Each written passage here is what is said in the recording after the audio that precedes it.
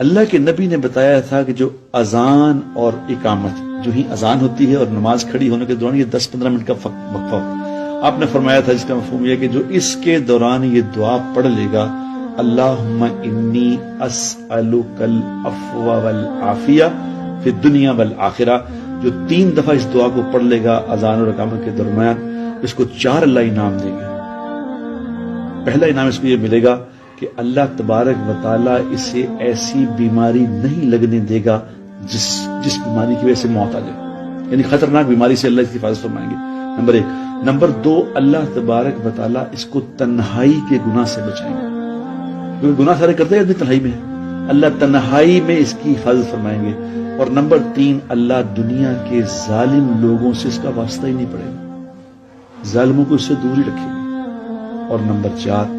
جو ہمارا سب سے بڑا پرابلم ہے، وہ اللہ تبارک و تعالیٰ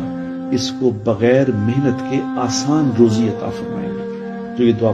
تو ہم دعاؤں کا اہتمام کر لیں، توبہ کر لیں،